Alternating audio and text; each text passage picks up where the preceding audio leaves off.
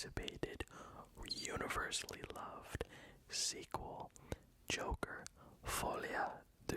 I really tried with the pronunciation of the title. It's a crazy title, just not only like in what it means, but to pronounce it. So I'm just going to refer to this as Joker 2, as to kind of preserve my integrity and to not make a fool out of myself. How are you guys doing? I hope you're doing well. If you are new here, my name is Cinephile ASMR, your go-to one-stop shop for movies, pop culture, and ASMR tingles all in between.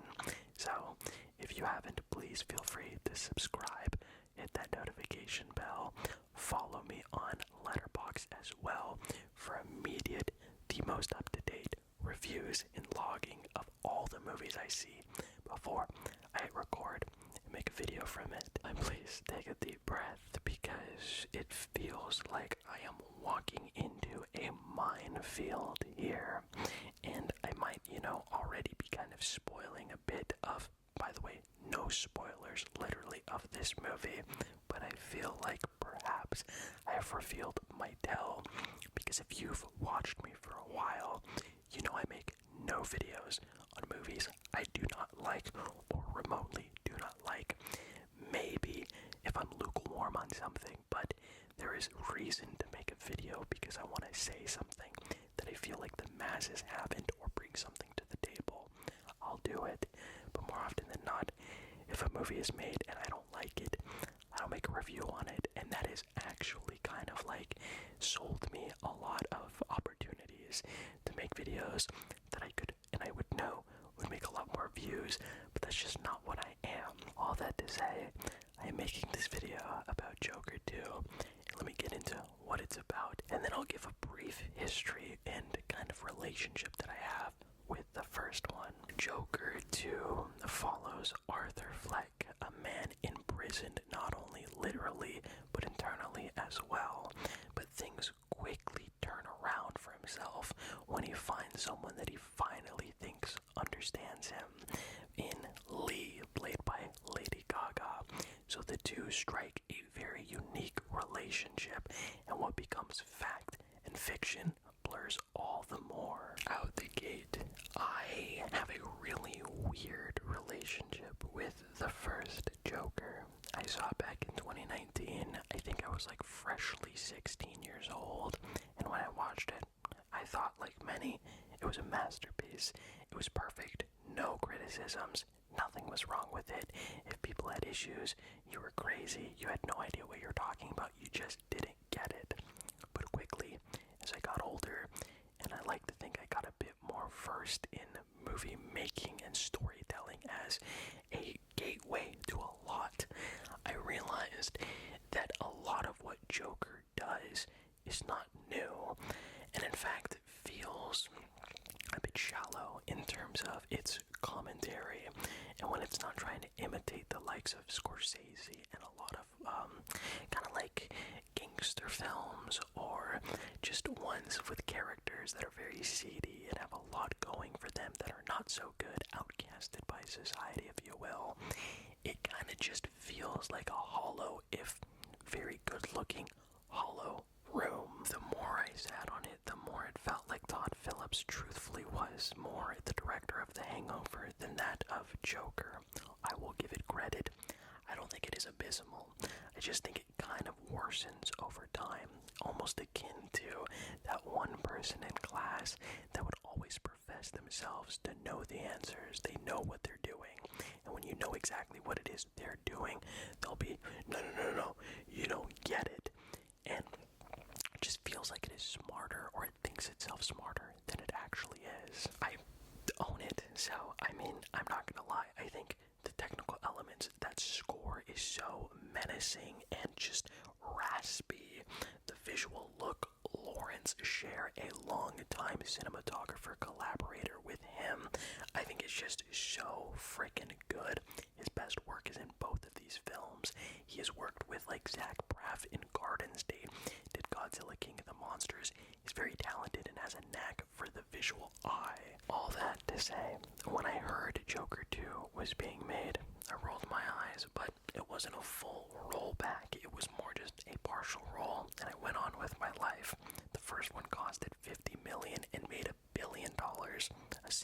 was imminent. I knew it was for money, obviously. That's the way the business works. But when I heard that they were making it a musical, my interest was piqued. There was something to that. And I had the faintest glimmer of optimism, and Lady Gaga being a part of it. I was like, wait, they could do something with this. And I let it fester. I let it grow in the shadows.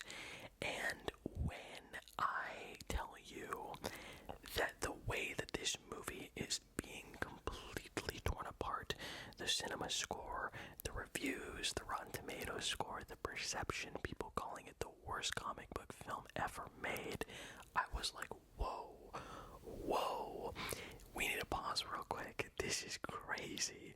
I thought this was a definite hook, line, and sinker Lady Gaga, a musical. This movie had like $200 million put behind it. I thought it was going to be a smash success. And I'm glad that I didn't record this video until the Sunday/Monday after the film was released, because it is like, if I reviewed this on a Thursday, it is like the missile was dropping and now it has exploded, and I'm trying to pick myself up from the wreckage. Where do I even begin? This film, apparently, there was no test screenings. That is like almost unheard of for a comic book film from a major studio. And in a lot of ways, I have to give respect to, first and foremost, Todd Phillips, a man that for so long I considered to be a complete hack, and he was only ever doing this for money. Now, half of that I think is still abundantly true. The man got his bag, made a movie, left, dipped, and he truly is the only person in this situation that I think fully wins.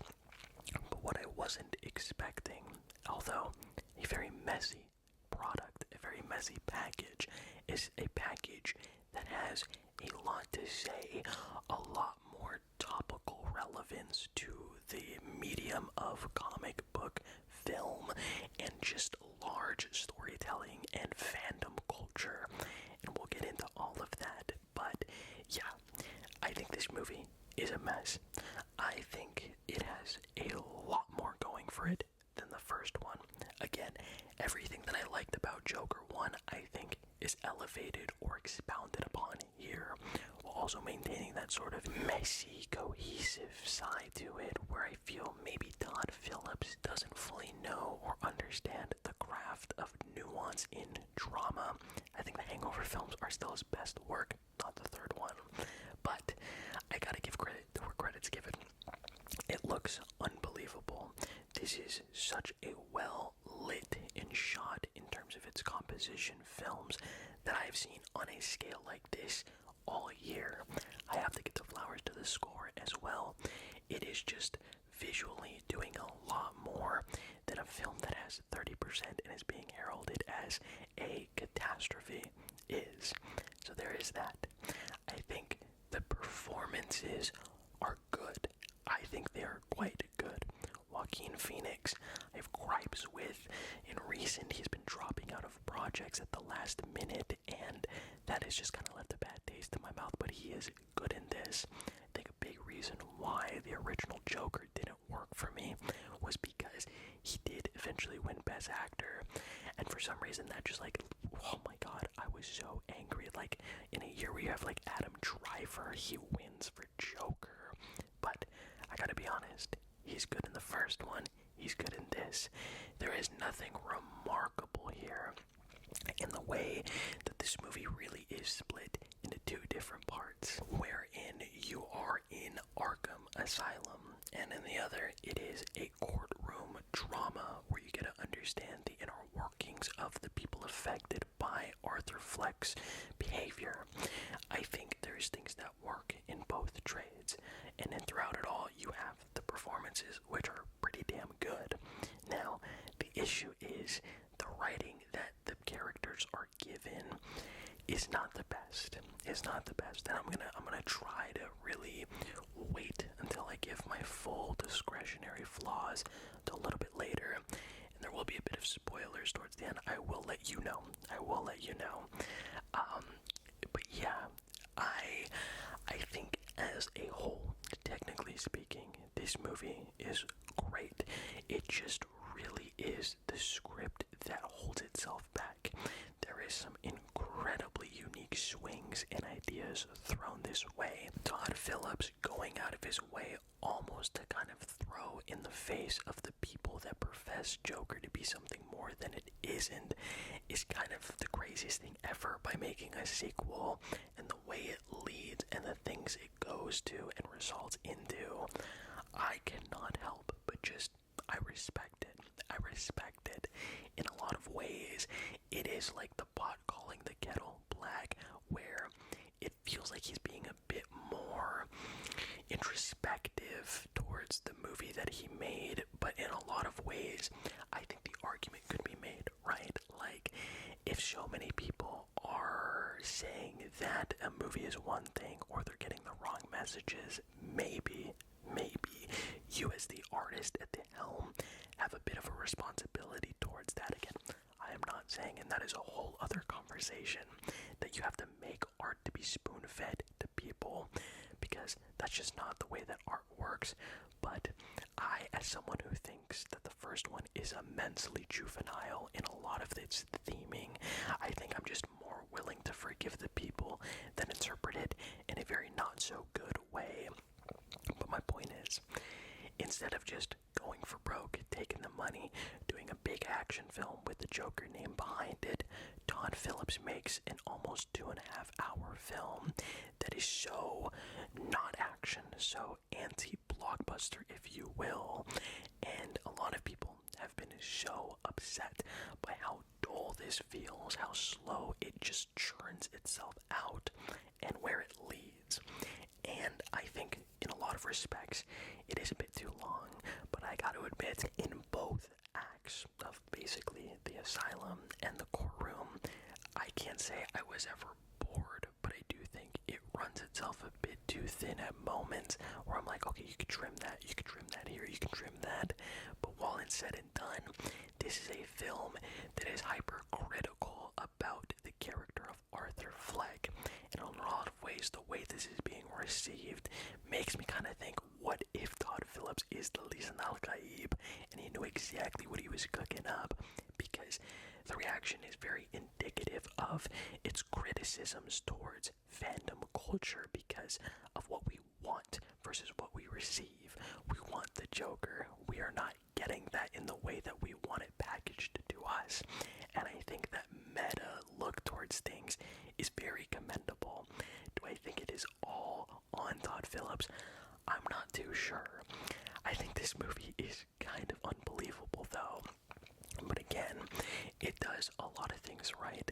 Lady Gaga, the musical moments, I've heard people say they were underwhelmed by it, but I think what I find interesting is this movie stays so committed to making you feel like you're in the headspace of Arthur Fleck by way of the musical elements, the way that he thinks the world is perceiving him, or what we hear.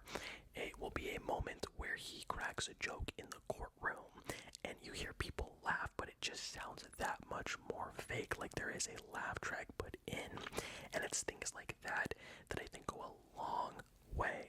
And when it comes to the musical elements, Joaquin Phoenix doesn't really sing the best, but I'm not going to say that was an intentional choice, like he is such a prolific singer and they had to tone it down.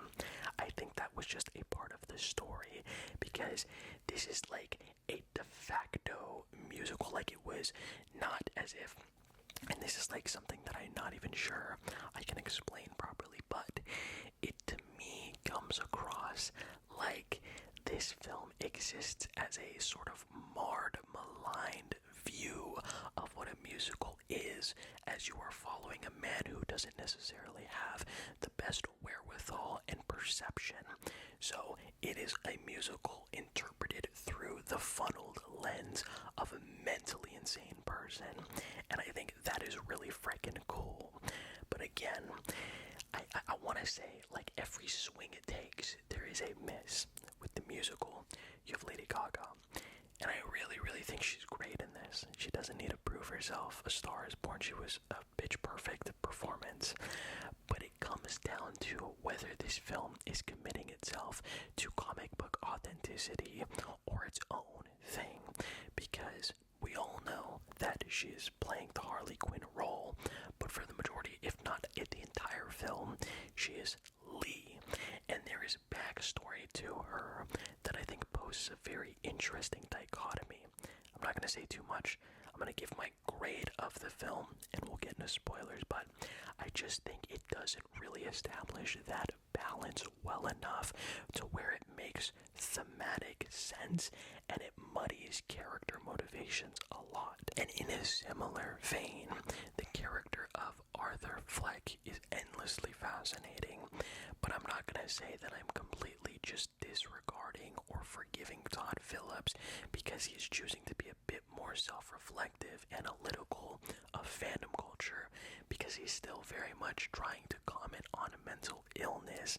and where the first one feels very juvenile and copycat-ish of other filmmakers' aesthetics and styles, this one is trying to do its own thing, and although it falters at times, it doesn't always mesh well. The musical side, the dramatic side, the in-universe sort of like iconography of having Harvey Dent or different comic book characters and trying to live in both cookie jars on top of paying respects to the comic book that it comes from. I still think Todd Phillips cannot break out of trying to reach more than his skill can handle, and the juvenility, that ignorance kind of still bleeds through. And that is really the worst but best thing about it, is this feels like a more mature, refined individual swing, but at the expense of at times being a bit too overstuffed. That is the thing I will say, is it's longer than the first one, and it feels like it's trying to juggle a lot more, and it is a bit messier than the first. But again, the swings that are being taken on a performance level, and just the way that it ends being truly the biggest sort of like mirror on the people who are watching this and hating it and saying it didn't give them what they want. I think that really is something that Todd Phillips taps into without even knowing that it was going to explode the way it is. It is a head scratcher to the level of hatred people are throwing at this movie, but at a certain point I do understand it makes sense, because in a lot of ways a comic book movie can be bad, but this movie I think is being perceived as bad because it didn't give people what they wanted, but also it kind of spits in the face of people who love Joker 1, and I think ultimately that's why it works for me. That ending, that third act, the build up to it, this is Arthur Fleck, and I think there is interesting ideas to be said. It doesn't fully go for it though, and I come out of it not really disappointed. Call it, I think, the last few minutes being probably my favorite, but then there's also moments that lead up to this turn within Arthur Fleck. That's all I will say without spoilers yet. And then there's a moment that I think is so out of place, so like ignorant to be put into the film, deeply problematic, and it's just like, why the hell was that in the movie? You take it out, it changes nothing. Basically, I've been spending the last few minutes throwing in my pros, throwing in my cons, and it is a give or take. Give or take. I respect Todd Phillips, I criticize him. I respect performance choices, I criticize the writing that was given to them. I respect the way it was shot. I have issues with other things. So, again, I am making this video because I am more positive than I am negative. I think there is so much more to be said than people are reducing it to, but I think there's also a need to be critical with the film for what it does and doesn't do. So with all that being said, I am going to give Joker 2, which is a very flawed yet swing-filled film in a time where we are now hearing that focus groups are being made so studios can know what to do and how to make projects, but we know those people are going to be such transphobic, hatred, bigoted people, and it's a reaction to what the Marvel Universe, the Star Wars universe is getting by these bigots just tearing stuff down for trying something new, stepping out of their zone of comfort. But also, people are like horrible human beings, and the difference between now and before, human beings were always horrible to an extent, but now it is the easiest it's ever been to like vocalize and publicize that hatred. And now studios, instead of doubling down on artist integrity, they're going ahead and listening to the filth, the bottom barrel scum. And that is the scary thing. But I say that to say, for this Joker review, I think I'm a bit more appreciative for this, because the perfect storm of all this happening now, Joker 2 coming out now, we are never going to get truly a swing or swings like this in comic book media. I don't know if for an indefinite time. I have no clue. All that to say, I'm going to give Joker 2, spoiler free, a B. So again, please, I want to know, and I'm going to talk a couple spoilers here, but as always, thank you so much for watching. Let me know, and if you don't want to know spoilers, stop watching here. You know my grade, you know my thoughts, type what you think. So yeah, Arthur Fleck dies. Yeah, so I got that spoiled for me. I had that kind of going in, didn't really care too much about the film, but when I've read that, I was like, whoa, that's kind of crazy, And as you watch it, I think the way that it amounts to Arthur Fleck being a mentally deranged man who did what he did, and him realizing that he is not the Joker, and that identity being just a facade, and then Lee seeing that and just completely abandoning him is crazy. And then I think there's like also this side to things where it's like that sort of filth, that the darkness will always exist, and then that person being like the true Joker, I think was pretty badass. Now, as I was saying, the lead up to that point, there's basically 3 big events that happened to Arthur Fleck for him to have a change, a shift, whether it be Puddles going on the stand and saying that although Arthur did all these things, he really liked him. He was the only person that gave Puddles the time of day. And there's a little crack that happens to Arthur Fleck in that moment where he breaks. And I thought that was really, really good. Really, really good.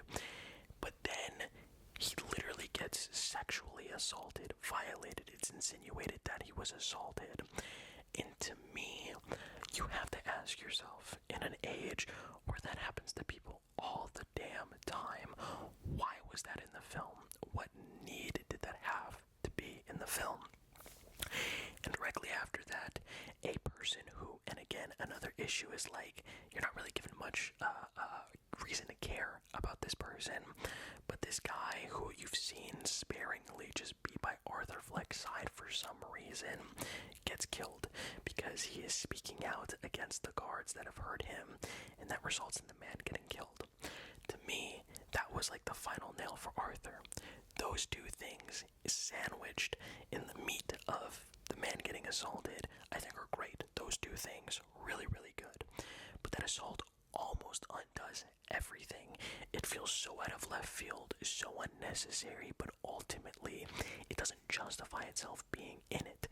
And again, I feel like that is Todd Phillips' issue, where it's like, man, what could we do? That felt so like silly, so childish. And it's like, man, it almost undid it for me. But those last like 2 minutes where he gets stabbed and the guy says you get what you deserve, I love that. I thought it was a great way to kind of loop it back to the ending of the first Joker.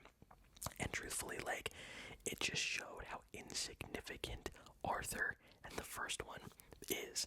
And I get why people hate it. I get it because people typically loved the first one. I don't. So I just felt like it was a really great middle finger that was kind of justifying its existence, while also almost like kind of losing the sauce with moments like that. And my other really, really big flaw with the film, like I was saying, is in the way it goes about kind of deciphering its characters, but from the world it creates to its comic book counterpart. Lady Gaga being a prime example. You get these crumbs of lore, history. She lies. She admitted herself into the Arkham Asylum. She is a graduate, very smart woman, but she institutionalized herself so she could get closer to Joker. Okay, that's kind of cool. But then cell, and she seduces him. They make love. She says she's pregnant, and it's like, okay. She shows up to all the court trials, and then it leads to him not being the Joker anymore. She's broken, leaves. My thing, though, is I feel like it tries so hard to stay to that connective tissue of the comic books. She's smart, psychology major, all these things, but then it also tries to make her unstable, like insane, and it doesn't work. It doesn't work. I think the way they should have gone about it is stick with that. She admits herself, but she's a genius. She's the puppeteer, gets closer to Joker. Arthur Fleck seduces him in a way that has his guard dropped so she can learn more about him because she's studying him for the sake of her research. But by the end, it's as if they take the Harley Quinn sort of role, the writing of this doctor that studies the Joker, but then she falls in love with him, does whatever she can to free him, to make him love her. But the movie doesn't do that, because then it does that thing where Arthur Fleck is no longer the Joker, and her mental insanity doesn't feel justified, and it's playing both sides, and then she leaves him, which I think is cool, but it also shows, like, what was the point then? You admit yourself, you were smart enough to know that you're doing that, but then it's like, you leave, it feels so, like, surface level, and that is just the thing, ultimately, that I feel the movie's at war with itself. The musical elements are great, but then it's followed by a very sharp turn of tone, and then the courtroom stuff feels a tad bit too long. Yeah, so those are, like, my two big issues, really big. A lot of them, like, come close to undoing the film, but I guess it's just the perfect storm of when this film comes out, around the time that it is, the way that movies are now. As you can tell, I didn't make a review on Deadpool and Wolverine. I hated that movie. I would take a film that is very messy, at times misguided, and maligned by people alike, but has a lot to say.